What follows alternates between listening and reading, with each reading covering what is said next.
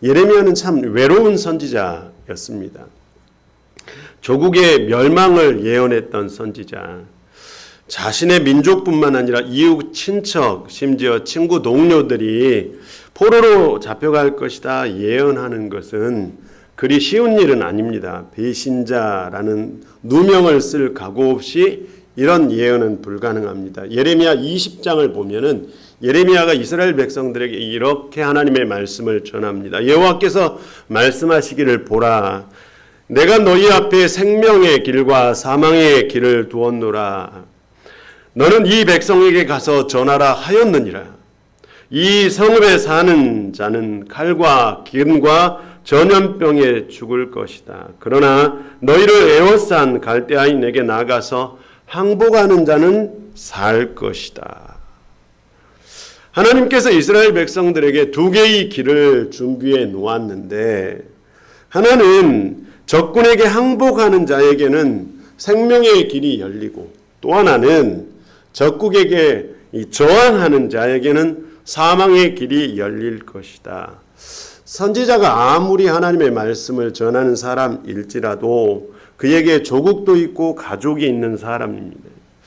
항복이 생명의 길이고 저항이 죽음의 길이다. 이것은 배신자나 또는 매국노들의 언어라고 할 수 있어요. 그런데 선지자라는 사람이 어떻게 이런 말을 할 수 있을까? 예레미야는 이렇게 말씀을 전해야 했다는 것입니다. 신앙인으로 산다고 해서 늘 즐거운 것은 아닙니다. 하나님께서 우리를 그리스도인으로 또 하늘의 소명을 받은 사람으로 부르셨어요. 그런데 소명이 우리를 고통스럽게 할 때가 있다는 것입니다. 예레미야 20장을 더 보면은 여호와여 주께서 나를 권유하심으로 그 권유를 내가 받았사오니 내가 조롱거리가 되니 사람마다 종일토록 나를 조롱하나이다. 내가 말할 때마다 외치며 파멸과 멸망을 선포함으로 여호와의 말씀으로 말미암아 내가 종일토록 치욕과 모욕거리가 됨이니이다. 하나님께서 권유했어요. 그래서 그 권유를 받아들여서 소명의 삶을 살았는데, 이 소명의 삶은 많은 사람들에게 조롱거리가 되었고 많은 사람들이 종일토록 예레미야에게 치욕과 모욕을 안겨준 거죠. 심지어 20장 10절을 보면은 그가 가장 친한 친구도 예레미야를 조롱해요. 그럴 때마다 예레미야는 이 소명의 삶을 버리고 싶었어요. 그래서 그는 이렇게 고백합니다. 내가 다시는 여호와를 선포하지 아니하며 그 이름으로 말하지 아니하리라 하면은 나의 마음이 불붙는 것 같아서 골수에 사무치니 답답하여 견딜 수가 없나이다. 그만두려고 하면 할수록 말씀의 불꽃이 마음에서 강력하게 일어나서 견딜 수 없게 만든다는 거죠. 그래서 예레미야는 한탄합니다. 내 생일이 저주를 받았다면 참 좋았을 텐데, 나의 어머니가 나를 낳던 날이 복이 없었다면 정말 좋았을 텐데. 그리고 예레미야 20장 18절을 보면은 어찌하여 내가 태에서 나와서 어머니의 태에서 나와서 고생과 슬픔을 보며 나의 날의 부끄러움을 보내는고 하니라. 너무 고통스러워서 자신의 생일날을 저주한 거예요. 이 소명을 따라 살아가는 삶이 여간 힘든 것이 아니었다는 거죠. 우리가 예수를 믿는 것은 행복하기 위해서 믿죠. 예수 믿고 교회 다니면 정말로 행복할 줄 알았어요. 그런데 소명을 따라가다 보니 갈등도 있고 고난을 당하기도 하죠. 그렇다고 해서 교회를 가지 않자니 마음이 불붙는 것 같아서 뜨거워서 견딜 수가 없는 거죠. 한번 구원의 은혜를 맛본 사람이 그 큰 은혜를 어찌 잊을 수가 있겠습니까?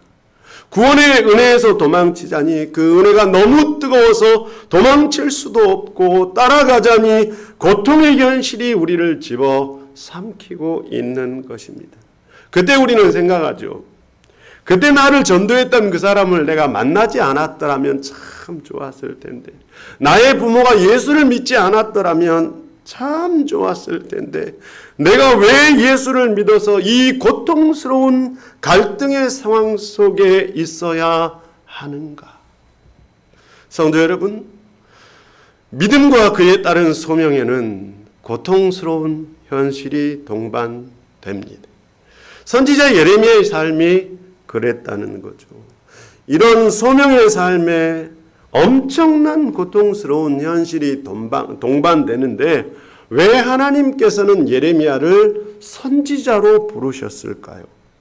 예레미야 1장은 소명장인데 이 소명장에 예레미야를 선지자로 부른 이유가 나와요. 1장 10절에 보라, 오늘 너를 여러 나라와 여러 왕국 위에 세워 내가 그것을 뽑고 파괴하며 파멸하고 넘어뜨리며 건설하고 심게 하였느니라. 이런 말씀이죠.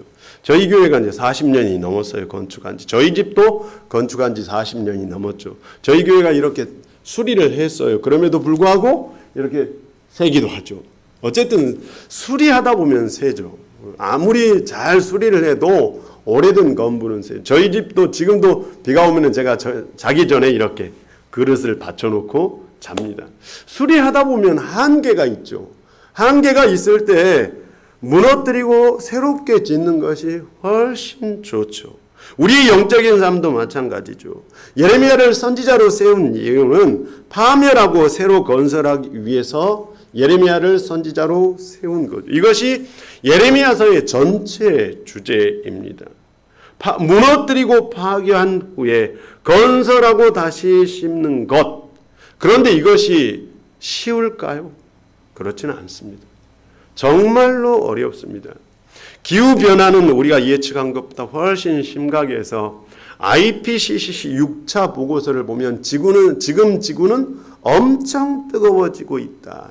지구가 뜨거워지면 극지방과 적도지방의 온도차가 적어지죠.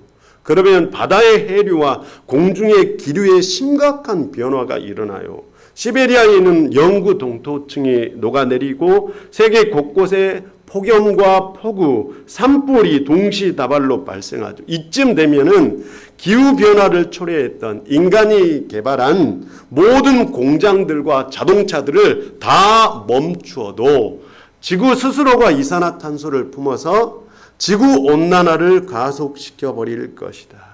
인간이 지구온난화를 통제하려고 해도 통제불능에 빠지고 지구 전체는 거대한 불덩이가 될 것이다.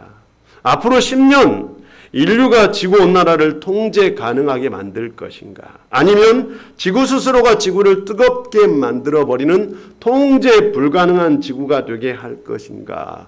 앞으로 10년이 매우 중요하답니다.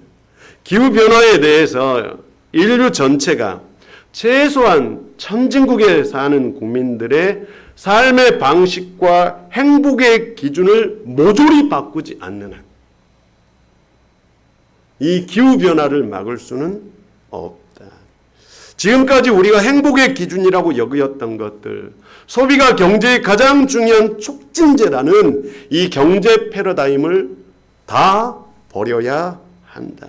어느 개인의 노력으로 불가능하고 인류 전체가 전혀 다른 삶의 방식을 구현해야 한다.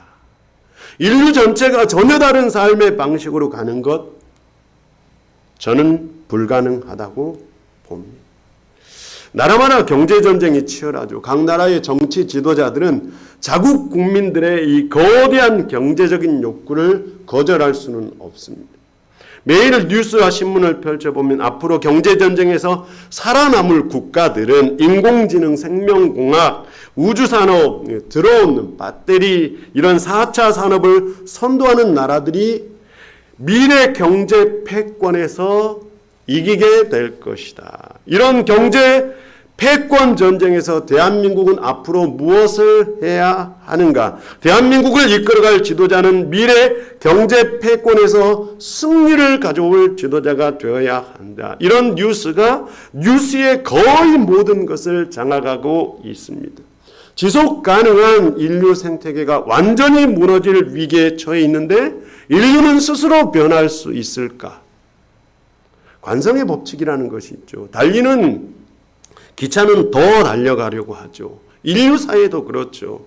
기후변화의 위기, 당장 당할 일인데 코로나보다 어쩌면 몇만 배 더 인류를 위협할 위험인데 관심이 없다는 것. 예레미야 당시 이스라엘 백성들이 그러했다는 것입니다. 무시무시한 심판이 코앞인데 아무도 삶의 방식, 믿음의 방식, 거짓된 믿음을 바꾸려 하지 않았습니다. 그러니 하나님의 입장에서 할 수 있는 유일한 선택지는 무너뜨리고 다시 세우는 것. 학자들이 30년 전부터 경고를 했죠. 2020년 정도가 되면 인류 전체가 체감할 만큼 기후변화의 재앙을 만나게 될 것이다. 그런데 아무도 학자들의 경고에 귀를 기울이지 않은 거죠. 오히려 나라마다 더 큰 경제 전쟁터를 만들고 경제 전쟁을 더 넓히고 더 치열해진 거죠. 개발도상국뿐만 아니라 이제 아프리카 국가들까지 이 거대한 경제 전쟁터에 뛰어든 것입니다. 이런 상황을 본다면 기후변화 학자들 가슴이 검게 타들어가겠죠. 예레미야 선지자의 가슴도 이처럼 검게 타들어갔다는 것입니다. 이 고통은 미래를 예측하는 사람들의 운명이라고 할 수 있는 거죠. 성도 여러분, 이런 상황에서 예레미야 1장 18절 19절을 보면은 보라 내가 오늘 너를 그 온 땅과 유다 왕들과 그 지도자들과 제사장들과 그 땅 앞에 견고한 성읍 쇠기둥 성벽이 되게 하였은즉 그들이 너를 치나 너를 이기지 못하리니 이는 내가 너와 함께하여 너를 구원할 것임이라 여호와의 말이니라. 싹 새롭게 하는 일, 새 판을 짜는 일, 너에게는 정말 외로운 일이 될 것이다. 그러나 내가 너를 롯성벽, 무너지지 않을 성벽이 되게 할 것이다. 하나님께서 외로운 싸움을 해야 하는 예레미야를 격려하시고 보호하시겠다는 거죠. 이 약속은 예레미야에게 정말 큰 위로가 된 것입니다. 성도 여러분, 예레미야에게 약속한 이 구원이라는 단어에 우리가 주목해야 합니다. 우리가 구원하면 영원 구원을 말하죠. 그런데 구약에서는 구원하면 예를 들어서 포로에서 풀려나는 것 또는 복을 받는 것, 심지어 승리를 쟁취하는 것, 이런 것이 구원이에요. 그러니까 구원의 범위가 매우 넓지요. 예레미야에게 구원이란 무엇이었을까요? 이 1장과 똑같은 약속을 예레미야 15장에 가서 한번 더합니다. 우리 15장 한번 찾아가 보도록 하겠습니다. 15장입니다. 예레미야 15장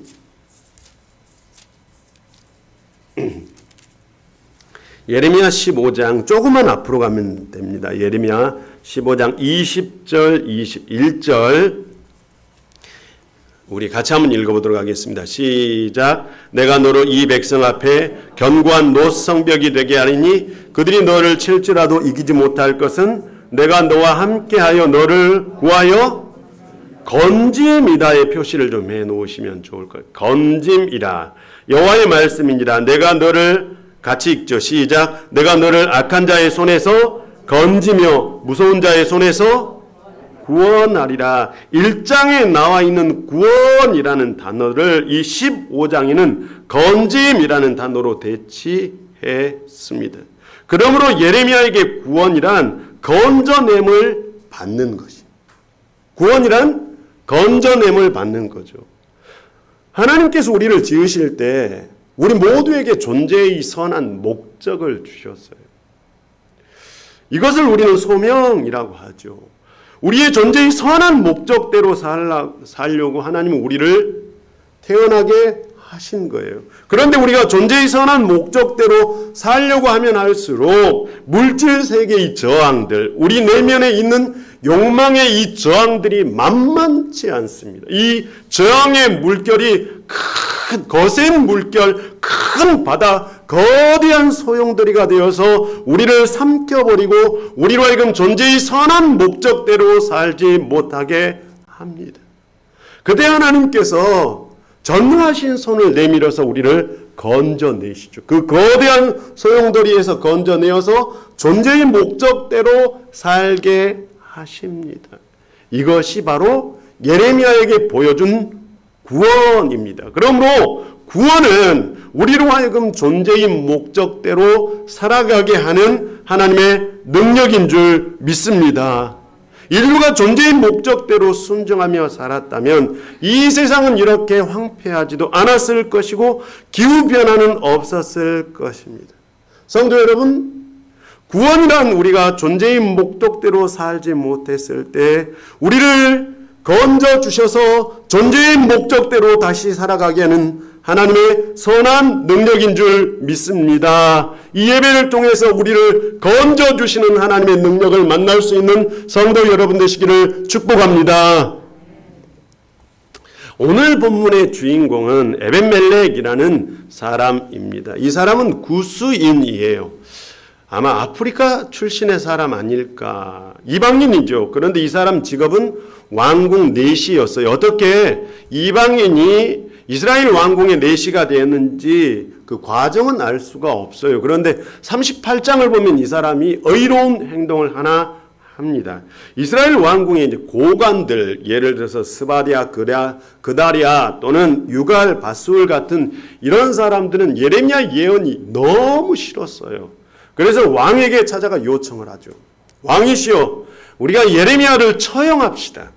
예레미야가 말하기를 이 성에서 저항하는 사람들은 칼과 기근과 전염병에 죽을 것이고 항복하는 사람들은 살아날 것이라고 합니다. 이 성이 반드시 바벨론 군대에게 넘어갈 것이라고 이렇게 떠들고 다닙니다. 선지자라는 사람이 백성의 평안을 구하지 아니하고 재난을 구하니 그를 죽입시다 라고 요청을 합니다. 그러자 시드기야 왕이 허락을 해요. 그래서 이 왕궁 관료들이 예레미야 선지자를 잡아다가 감옥들에 있는 깊은 구덩이에 던져버립니다. 그 구덩이에는 물도 없고 오직 진창뿐이었어요. 왕궁 내시였던 에벤멜렉이라는 사람이 이 소식을 듣고 왕에게 바로 찾아가서 간절히 간청을 해요. 내주 왕이시여, 저 사람들이 선지자 예레미야에게 한 행동은 정말 악한 행동입니다. 성중에도 떡이 없거늘 선지자를 구덩이에 던져 넣었으니 그 선지자가 거기에서 굶어 죽게 될 것입니다. 고관 대신들이 예레미야를 죽이려고 구덩이에 던진 거예요. 그런데 일개 내시가 왕에게 예레미야를 살려달라고 간청한 것은 자신의 목숨을 담보로 한 위험한 간청이었던 거예요. 거기다가 그는 유대인도 아니고 이방인이죠. 이방인인 내시가 내시 일이나 잘하면 되는데 그는 목숨 걸고 왕에게 나가서 예레미야를 살려달라고 간청한 거예요. 시드기야는 그 간청을 들어요. 그리고 예레미야를 살려냅니다. 이것이 예레미야 38장 내용이에요. 그리고 39장이에요. 39장 오늘 본문 16절입니다. 우리 39장 16절 17절 같이 한번 읽어보도록 하겠습니다. 시작. 너는 가서 구스인 에벤멜렉에게 말하기를 만군의 여호와 이스라엘의 하나님의 말씀에 내가 이 성에 재난을 내리고 복을 내리지 아니하리라 한 나의 말이 그날에 내 눈앞에 이루리라. 여호와의 말씀이니라. 내가 그날에 너를 구원하리니 내가 그 두려워하는 사람의 손에 넘겨지지. 하나님께서 에벤멜렉에게 구원을 약속하신 거예요. 누돌프라는 신학자가 이 부분을 해석하기를 성경은 하나님께 기름 부음을 받은 시드기야 왕과 하찮은 이방인 에벤멜렉을 눈부시게 대조시켜 놓았다. 기름 부음을 받은 자는 하나님을 믿지 않고 몰락의 길로 갔지만 이방인은 하나님을 믿으며 승리의 길로 갔다. 왕이었던 시드기야와 이방인이었던 에벤멜렉이 보여준 인생의 이 놀라운 대조는 예레미야서가 보여준 복음 중의 복음이다. 이런 뜻이에요. 성도 여러분, 예레미야서가 보여준 구원은 신분과 출신의 관계가 없어요. 누구든지 하나님을 믿고 의로운 삶을 산다면 그는 구원을 받게 될 줄 믿습니다. 믿는 성도들 되기를 축복합니다. 그런데 16절 다시 한번 볼까요? 16절 우리 천천히 읽어보겠습니다. 시작. 너는 가서 구스인 에벤멜렉에게 말하기를 만군의 여호와 이스라엘의 하나님, 거기까지만. 만군의, 다시 한번 만군의, 시작. 만군의 여호와 이스라엘의 하나님. 여기 보십시다. 하나님의 명칭이 네 단어로 매우 복잡하게 나와 있어요. 그런데 예레미야서에 이 하나님의 이름이 이렇게 복잡하게 나오는 경우는 어떤 경우냐면, 예레미야 7장을 보면 이스라엘 백성들이 막 예배하러 몰려들어요, 성전에. 그럴 때 이런 말씀이 나와요. 만군의 여호와 이스라엘의 하나님께서 말씀하시되, 하나님의 복잡한 명칭이 등장합니다. 너희는 이것이 여호와의 성전이라, 여호와의 성전이라, 여호와의 성전이라는 거짓말을 절대로 믿지 말라. 너희가 만일 길과 행위를 참으로 바르게 하여 이웃 사이의 정의를 행하며 이방인과 고아와 과부를 압제하지 아니하며 무죄한 자의 피를 이곳에서 흘리지 아니하며 다른 신을 뒤를 따라 화를 자초하지 아니하면, 이곳에서 예배한다고 해서 내가 너희에게 만군의 여호와 이스라엘의 하나님이 되는 것이 아니라 너희가 삶의 행위로 참으로 너희의 인생길을 바르게 하면 그때 비로소 내가 만군의 여호와 이스라엘의 하나님이 될 것이다. 예배의 자리에서가 아니라 삶의 자리에서 참된 믿음을 드러낸 사람들, 말씀의 의를 실천하는 사람들에게만 하나님께서는 만군의 여호와 이스라엘의 하나님이 된다는 거예요. 그런데 이 단어가 여기에 나온 거예요. 그러므로 만군의 여호와 이스라엘의 하나님이라는 이 명칭은 이방인 에벤멜렉이 삶의 자리에서만큼은 그 어떤 유대인들보다 더 믿음을 잘 드러냈다고. 성도 여러분, 삶의 자리에서만큼은 믿음이 증명되기를 소망합니다. 이 사람에게 구원이 있다는 거예요. 하나님께서 우리를 구원하실 때 신분에 따라, 혈통에 따라 구원하는 것이 아니라 삶의 자리에서 말씀을 실천한다면, 말씀의 의를 삶으로 구현해낸다면 하나님께서 그를 구원하실 줄 믿습니다. 성도 여러분, 이스라엘 백성들은 선민이기 때문에 구원을 받는다 생각을 했어요. 시드기야 왕도 그러했고 이스라엘 백성들도 그러했어요. 그런데 이 구원의 개념을 무너뜨리고 에벤멜렉 같은 이방인, 내신 이방인, 그러나 이가 의롭게 살았기 때문에 하나님께서 그를 구원하실 것이다. 구원의 새로운 판이 짜인 거예요. 구원의 새로운 세계가 열린 거예요. 이것을 증명한 사람이 바로 에벳멜렉인 것입니다.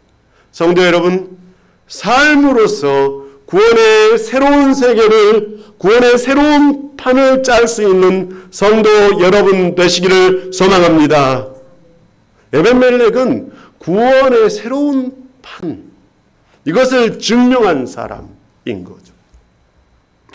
성경에서 이 욤이란 말이 참 중요해요. 욤은 우리말로 날이란 뜻이에요. 날, 데이 말이, 데이. 오늘 본문을 보면 나의 말이 그날에 내 눈앞에서 이루리라. 내가 그날에 너를 구원하리라. 그날이라는 날이 강조되어 있는 거예요. 그날은 시기적으로 예루살렘이 심판을 받는 날이죠.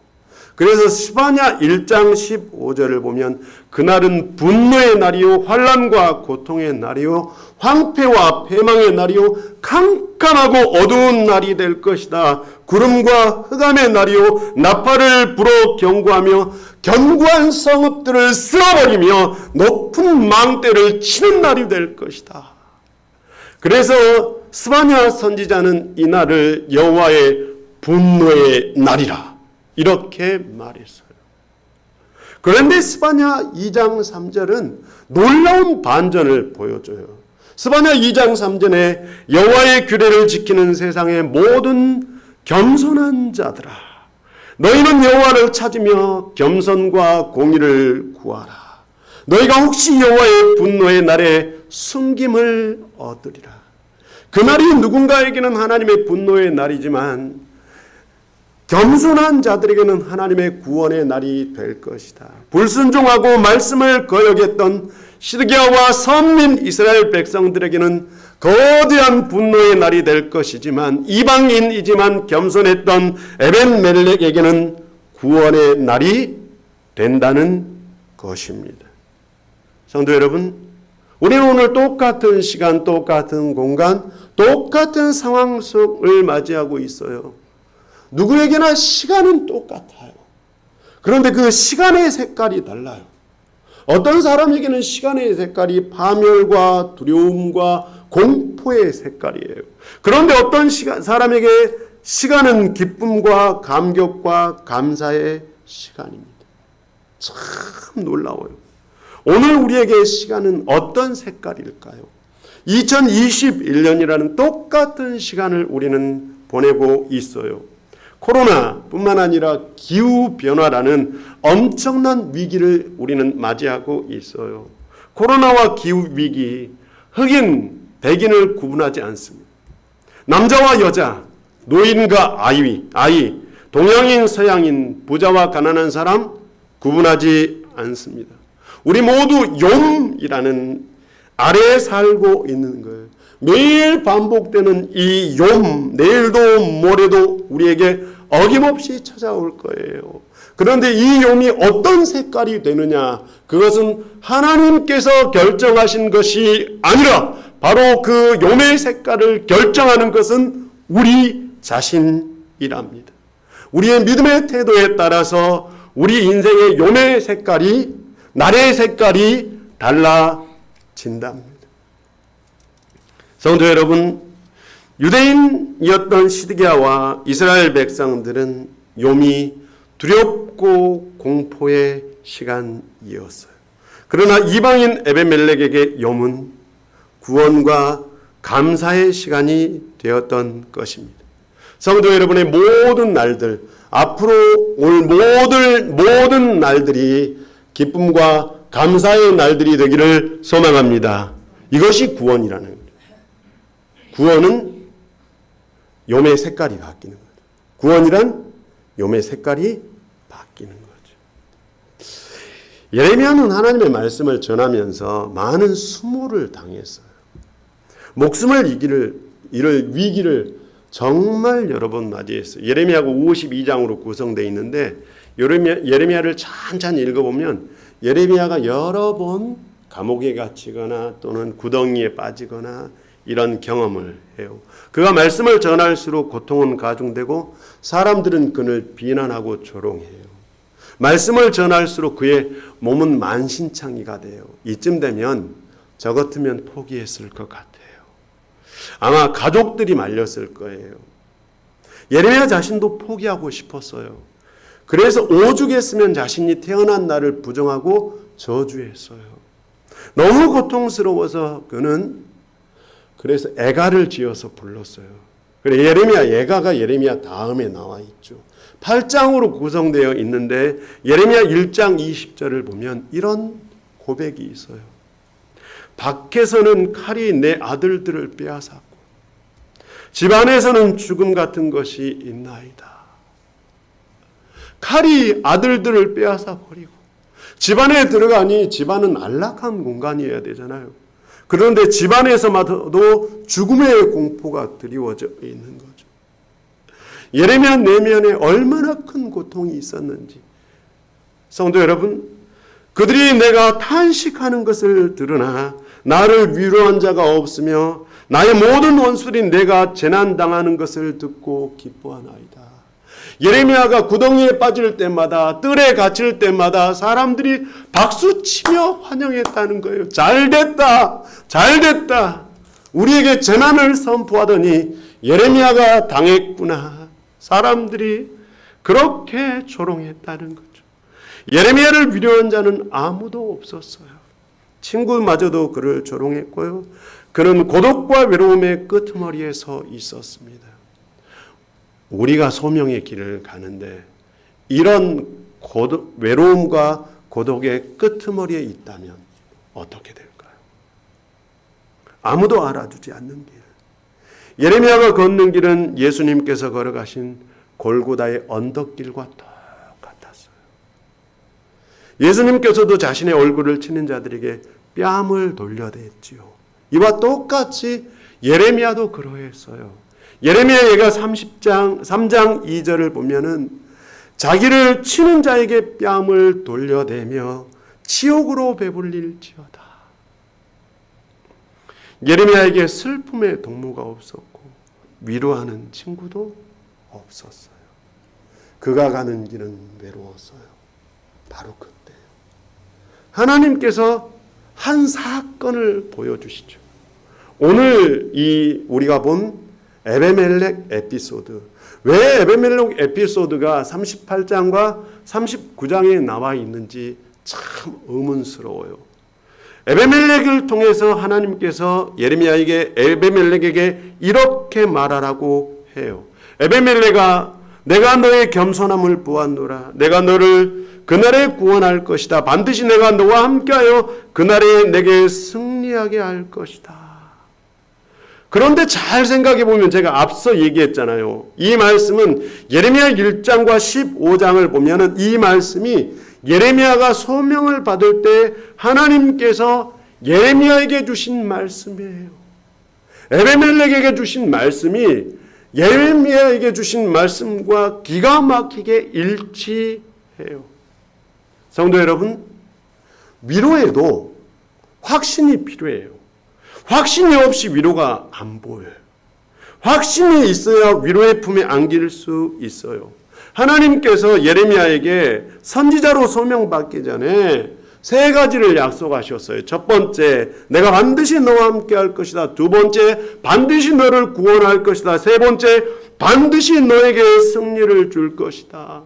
그런데 예레미야가 소명의 길을 갈 때, 친구들의 조롱을 들었을 때, 자신의 생일을 저주할 수밖에 없을 때, 이 상황이 너무 고통스러워서 하나님, 제가 더 이상 하나님의 말씀을 전하기 싫습니다 라고 이 소명의 자리에서 벗어나고 싶을 때 하나님께서 에벤멜렉 에피소드를 통해서 다시 한번 예레미야 선지자의 마음에 확신의 그물을 쳐주신 거죠. 이 확신의 그물로 예레미야를 위로하신 거죠. 그러므로 에베멜렉 에피소드는 예레미야를 위로하기 위해서 하나님께서 그리신 엄청난 위로의 큰 그림이라는 거죠. 예레미야야, 흔들리지 말고 내가 너에게 정해놓은 그 길을 가거라. 성도 여러분, 이보다 더 큰 위로가 어디 있겠습니까? 이런 위로를 받을 수 있는 성도 여러분 되시기를 소망합니다. 작년도 힘들었지 않았겠습니까? 올해도 힘들고요. 성도 여러분도 힘들 뿐만 아니라 국민들도 힘들었죠. 국민들도 힘들 뿐만 아니라 목회자인 저 같은 사람들도 힘들기는 마찬가지입니다. 지금 내가 가고 있는 이 길이 바른 길인가? 목회자로서의 소명을 가는 길이 바른 길인가? 코로나가 오니까 막 마음에서 흔들려요. 확고한 확신을 가지고 인생길을 가기에는, 소명의 길을 가기에는 이 시대적 현상이 쉽지가 않아요. 2달 전에 제가 한번 광고 때 말씀을 드렸잖아요. 사촌 동생에게서 전화가 왔어요. 형, 제주도에서 목회하는데 형 교회가 매우 어려울 텐데 그동안 도와주지 못했어요. 미안해요. 사촌 동생은 이 직장과 이 축산업을 병행하고 있어요. 겸업을 하고 있는 거죠. 제가 직장에 다니는 것의 소득의 11조는 제가 다니는 교회에 내야 하기 때문에 어쩔 수 없지만 소가 팔리면 이 소득의 일부를 저청중앙교회에 보내드리고 싶어요. 벌써 3번쯤 소가 팔린 것 같아요. 3번쯤 왔어요. 도움의 손길이. 사촌 동생의 소가 팔리는 에피소드. 하나님께서 저에게 네가 가는 길이 옳다라고 격려하시는 위로의 큰 그림 같았어요. 성도 여러분, 에베멜렉 에피소드는 하나님께서 예레미야 선지자를 위로하기 위해서 만들어 놓은 완벽한 스토리예요. 그래서 예레미야가 소명을 받을 때 그 말씀을 그대로, 에베멜렉을 격려할 때 그 말씀을 그대로 들려줘요.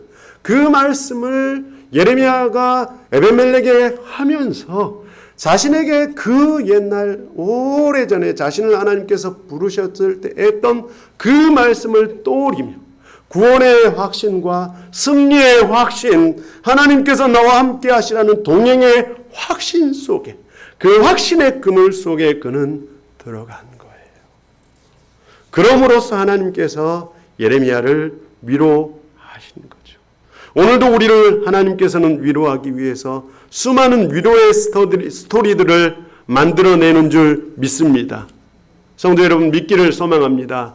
뜻하지 않는 사람들을 만나 우리를 위로할 때도 있고 뜻하지 않는 사건들을 통해서 우리를 위로할 때도 있어요. 그리고 우리의 어깨를 탁 치며 말씀하시죠. 아들아, 내가 가는 길이 옳다. 내가 너와 항상 함께 할 것이다. 내가 반드시 너의 인생 그 끝자락에서 승리를 안겨줄 것이다. 내가 너를 구원할 것이다.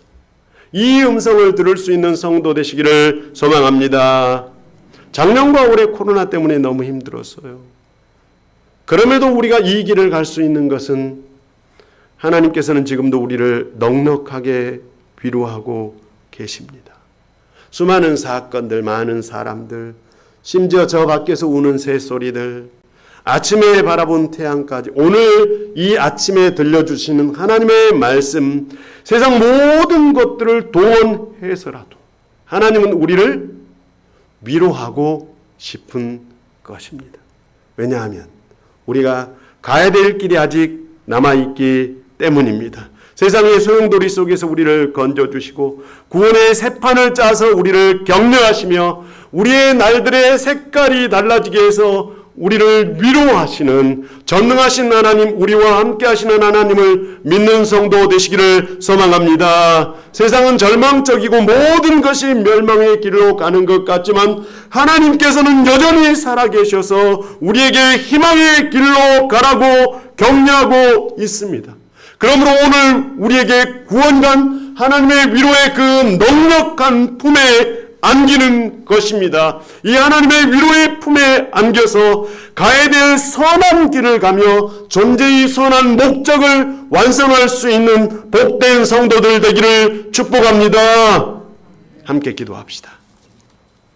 참 좋으신 아버지 하나님, 오늘 우리에게 구원은 무엇입니까? 우리를 이 세상의 소용돌이에서 건져내는 것이고 오늘 우리의 인생의 시간의 색깔들이 달라지게 하는 것이며 뿐만 아니라 오늘 우리에게를 통해서 구원의 새로운 판을 짜는 것이며 더 놀라운 구원은 하나님의 이 넉넉한 위로의 품에 안겨서 하나님께서 우리를 지으신 존재의 선한 목적을 완성하는 것인 줄 믿습니다.